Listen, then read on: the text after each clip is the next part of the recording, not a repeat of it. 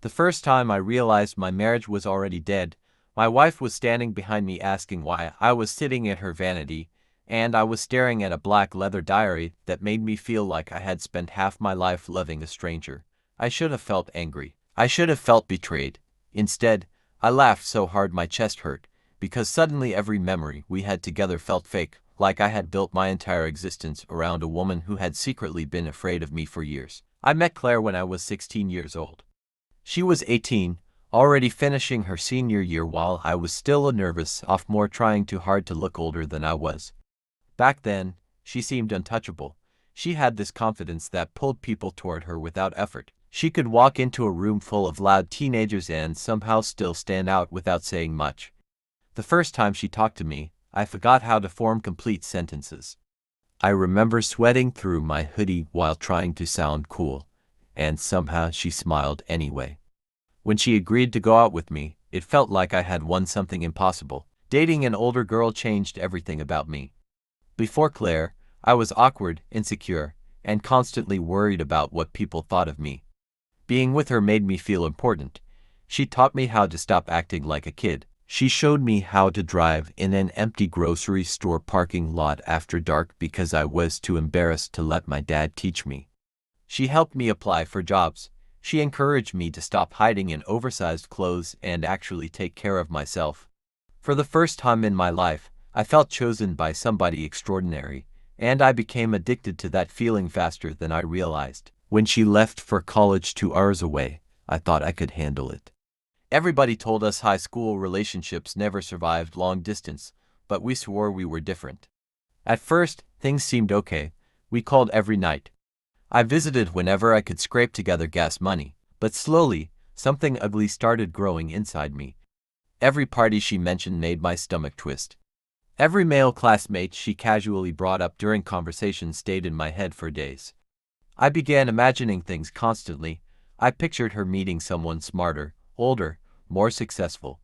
Someone who fit into her new world better than I did. The distance hollowed me out mentally. I became obsessed with losing her. If she took too long to answer a text, I convinced myself she was with another guy. If she sounded tired during a phone call, I assumed she was annoyed by me. Some nights I barely slept because my thoughts spiraled so badly. Claire tried reassuring me at first. She would tell me she loved me, tell me I was overthinking, tell me she missed me too. But reassurance never lasted long. It was like trying to pour water into a bucket with holes in the bottom. No matter how much love she gave me, my fear always came back. By the time I graduated high school, our relationship already revolved around my anxiety. I hate admitting that now because it makes me sound pathetic, but the truth is I depended on her emotionally in a way that probably wasn't healthy. Claire was not just my girlfriend anymore. She had become the center of my identity. Every future plan I imagined included her. Every goal I had was connected to keeping our relationship alive. Losing her felt equivalent to losing myself completely. That fear pushed me into proposing much earlier than we probably should have gotten married. We had just moved into our first apartment together, a cramped place with cheap carpeting and thin walls where you could hear neighbors arguing at 3 in the morning. I proposed in our tiny kitchen while she was still wearing one of my oversized sweatshirts. There was nothing glamorous about it. My hands shook so badly I almost dropped the ring. But when she said yes, I felt relief crash over me so intensely I nearly cried. It was like finally grabbing onto solid ground after years of drowning in insecurity. For a while, marriage actually seemed to calm me down. Claire looked happy. We built routines together. We grocery shopped together every Sunday morning. We watched old movies in bed while eating takeout. We adopted a gray cat named Winston that hated everybody except her. There were moments when I genuinely believed I had finally beaten the darkness in my head. I thought maybe love had fixed me. But deep down, the paranoia never truly disappeared. It only learned how to hide better. I started paying attention to tiny details that normal people would ignore. If Claire laughed too hard at a text message, I wondered who sent it. If she stayed late at work, my chest tightened until she got home. Sometimes I would ask innocent questions that slowly turned into interrogations without me even realizing it. Who were you with? Why didn't you answer? Why are you acting distant? Why are you smiling at your phone like that? At first, she handled it gently. Then she started sounding exhausted. Eventually, she stopped defending herself entirely. That should have been a warning sign, but instead I interpreted it as guilt. Looking back now, I realize how badly my mind twisted everything around me. The arguments became more frequent after we hit our late 20s. Claire wanted independence. I wanted reassurance. She wanted space. I wanted closeness. She started spending more time with coworkers and reconnecting with old friends. Every single attempt she made to build a life outside our marriage felt like abandonment to me. I convinced myself I was being reasonable. I told myself I was protecting our relationship. Meanwhile, she was slowly suffocating beside me. There were nights when we fought for hours over absolutely nothing.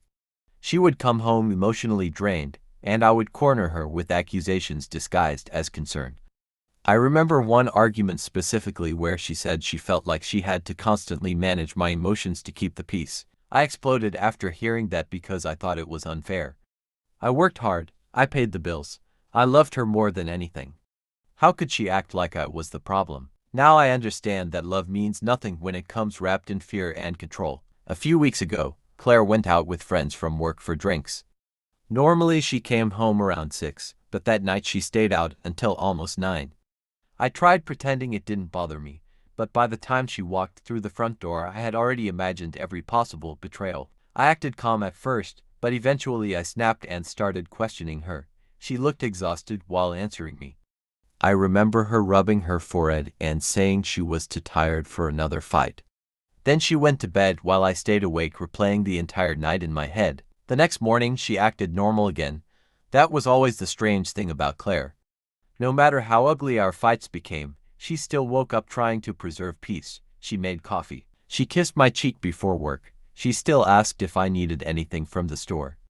Meanwhile, I carried resentment around like a loaded weapon. 3 days later, I found the diary. I had been looking for a charger in our bedroom when I noticed a black notebook tucked behind some makeup organizers on her vanity. I almost ignored it. Honestly, I should have. But something about it pulled at me immediately. Maybe intuition, maybe paranoia, maybe guilt because deep down I already knew I was crossing a line. I opened it anyway. The first few pages seemed harmless. Random thoughts, work stress, grocery lists. But then I found entries about me. At first they were small observations. Evan gets anxious whenever I go out. I wish he trusted me more. I hate how tense the apartment feels after arguments.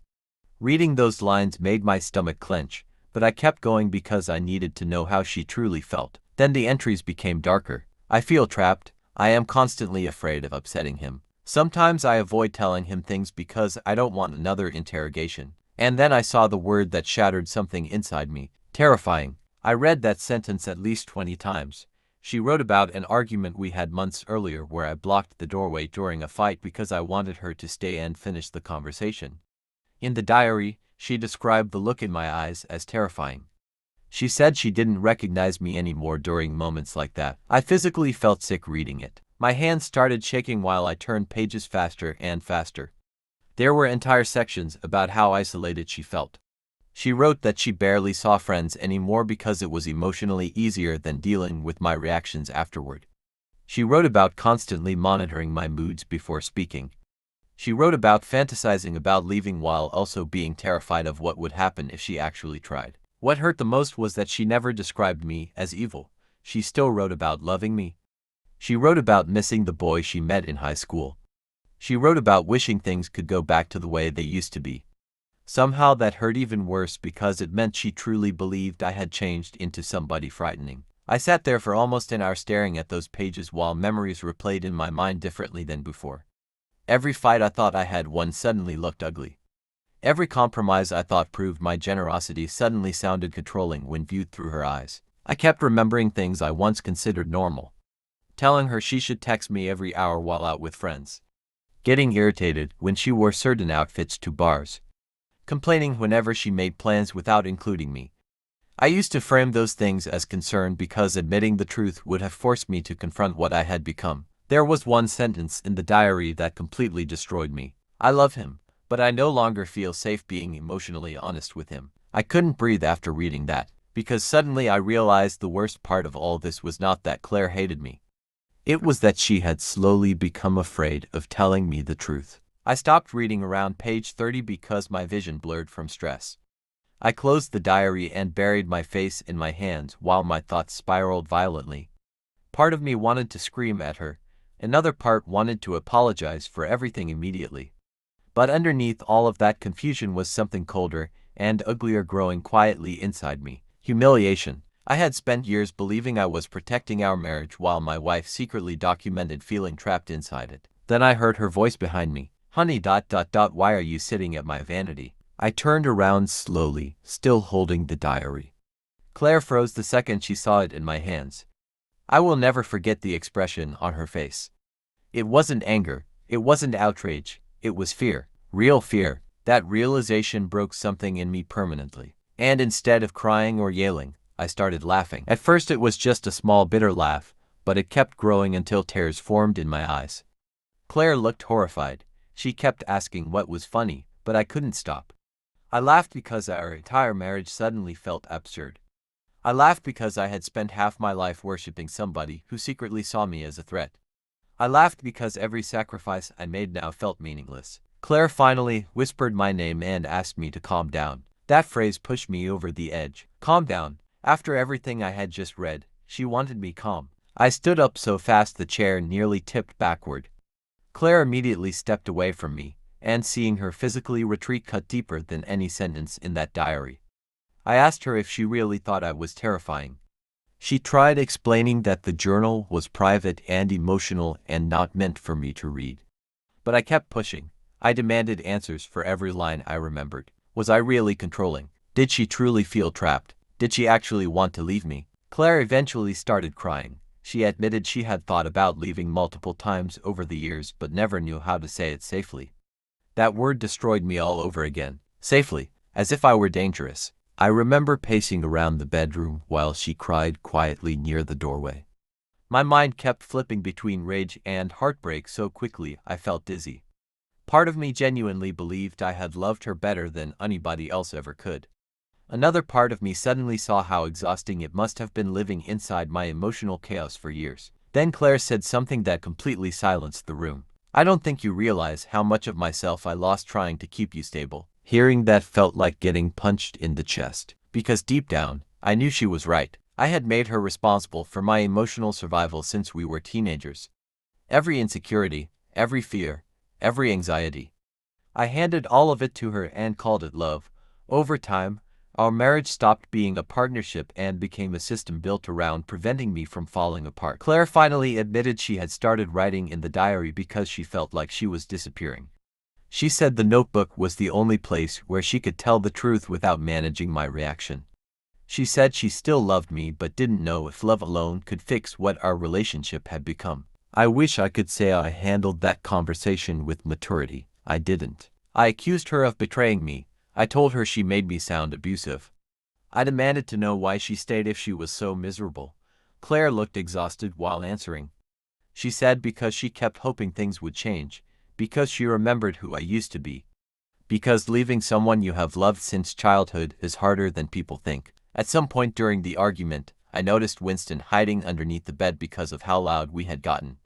That stupid little detail suddenly made me feel sick with shame. Claire eventually grabbed an overnight bag and said she needed space. Normally, I would have panicked at those words. Normally, I would have begged or blocked the door or demanded we fix things immediately. But this time I just stood there numb while she packed. Before leaving, she looked at me with tears in her eyes and said something I still hear in my head every night. I needed a husband, Evan, not someone who treated my love like life support. Then she walked out. The apartment felt unbearably quiet after that. I sat alone in the kitchen for hours staring at nothing while every memory from our relationship replayed differently in my head. For the first time in years, I stopped viewing myself as the victim of abandonment and started confronting the possibility that I had become the source of fear in the person I loved most. That realization is difficult to live with. It has been 3 weeks since Claire left. She is staying with her sister now. We still talk occasionally, but the conversations are careful and distant. She says she needs time to think. Honestly, I think she already knows the marriage is over and is just trying to let me down gently. The worst part is that I finally understand her now, but understanding came too late. I started therapy after she left because sitting alone with my thoughts became unbearable. During my second session, my therapist asked me a question that wrecked me completely. He asked if my behavior toward Claire was motivated by love or fear. I wanted to argue, but the answer was obvious. Fear controlled everything. Fear of abandonment, fear of inadequacy, fear of being alone, and fear disguised itself as devotion for so long that I genuinely thought possessiveness meant passion. Now I keep thinking about the boy Claire met all those years ago in high school. The awkward kid who looked at her like she was the center of the universe. I think she truly loved that version of me. Maybe I loved him too. But somewhere along the way, my need to keep her became stronger than my desire to make her happy. That is the kind of mistake that destroys marriages slowly and quietly. I still have the diary. I probably should not, but I cannot bring myself to throw it away. Sometimes I reread certain pages because they force me to confront truths I spent years avoiding. It hurts every single time. But maybe pain is necessary when you finally realize the monster in someone else's story might actually be you. I do not know if Claire and I will divorce yet. Part of me still hopes there is some way back from this. But another part understands that love cannot survive where fear lives. Maybe the kindest thing I can finally do for her is let her leave peacefully instead of clinging tighter out of desperation. The strange thing is, losing her used to feel like the worst possible outcome imaginable. Now I think the worst outcome would have been never realizing what I turned our relationship into. Because the moment I saw fear in my wife's eyes, I finally understood something terrifying. The diary did not ruin my marriage. It only revealed what had already been dying for years.